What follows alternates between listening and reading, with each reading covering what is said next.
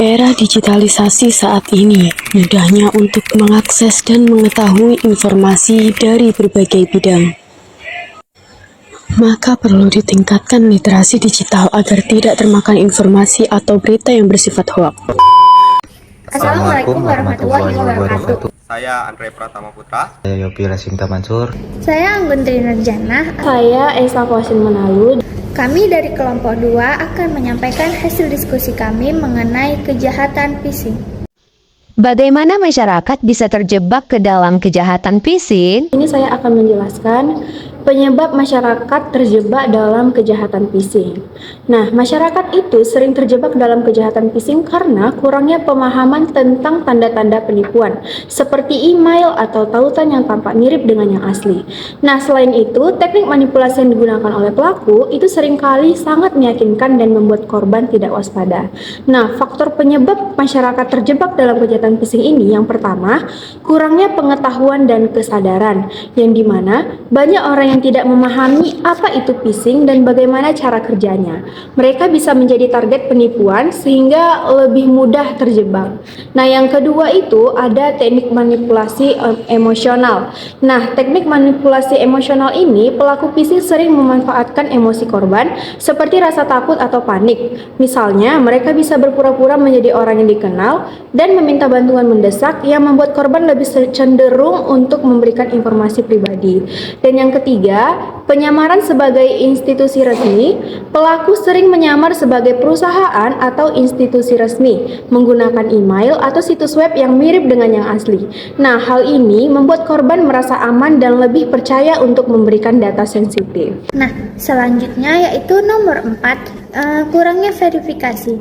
Nah, banyak orang yang tidak melakukan verifikasi terhadap sumber informasi yang mereka terima. Mereka cenderung langsung mengklik atau tautan atau memberikan informasi tanpa memeriksa keaslian permintaan tersebut. Nah, kemudian yang kelima ada penggunaan teknologi yang tidak aman.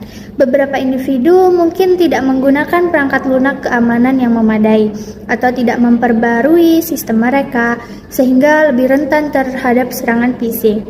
Nah, yang terakhir yaitu informasi pribadi yang terlalu terbuka.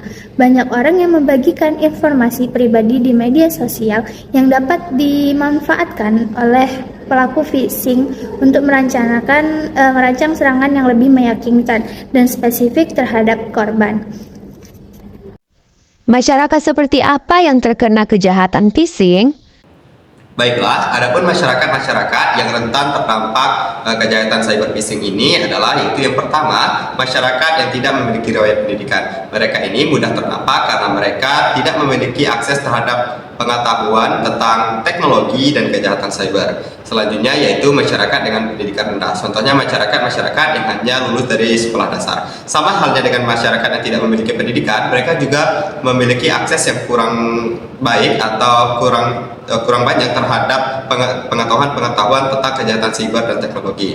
Selanjutnya yaitu ada lansia. Lansia mudah terdampak kejahatan cyber ini karena mereka mudah dipengaruhi dan selain itu mereka juga tidak memiliki pengetahuan yang banyak terhadap akses teknologi terkini atau kejahatan siber yang berkembang pada masa saat ini. Selanjutnya yaitu ada masyarakat dewasa muda yang mana pada saat ini mereka juga masih belum mudah terdampak karena mereka masih kurangnya pengetahuan tentang kejahatan siber. Selanjutnya adalah masyarakat dengan ekonomi rendah dan menengah. Masyarakat ini juga memiliki akses yang kurang baik terhadap pengetahuan tentang cyber dan teknologi. Selain itu, masyarakat ini juga mudah dipengaruhi oleh para pelaku kejahatan karena kurangnya pengetahuan serta adanya tekanan ekonomi yang dirasakan oleh masyarakat kelompok ini. Terima kasih. Apa aja sih upaya untuk mengurangi kejahatan phishing? Di sini saya akan menjelaskan tentang upaya mengurangi kejahatan phishing tersebut. Yang pertama itu ada tingkat kesadaran dan pendidikan. Tingkat kesadaran sangat penting untuk meningkatkan kesadaran masyarakat tentang apa itu phishing, bagaimana cara kerjanya, dan bagaimana cara menghindarinya. Yang kedua ada verifikasi informasi. Verifikasi informasi sumber yang tidak dikenal sebelum mengambil tindakan apapun, terutama yang melibatkan informasi pribadi atau keuangan. Yang ketiga itu batasi informasi pribadi yang dibagikan. Jangan terlalu banyak memberikan informasi pribadi di media sosial, karena ini dapat dimanfaatkan oleh pelaku phishing tersebut untuk membuat serangan yang lebih meyakinkan. Yang keempat itu, laporkan aktivitas mencurigakan.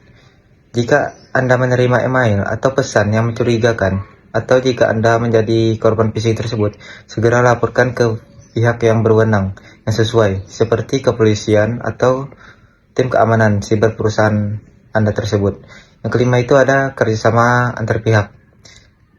Kerjasama antar pihak itu kerjasama yang erat antara industri, pemerintah, dan lembaga penegak hukum dalam memerangi kejahatan phishing tersebut. Ini melibatkan berbagai informasi tentang taktik phishing baru, mengembangkan solusi teknologi yang lebih baik, dan menindak pelaku phishing secara hukum. Dengan upaya bersama dari semua pihak, kita dapat mengurangi risiko dan dampak kejahatan phishing secara signifikan.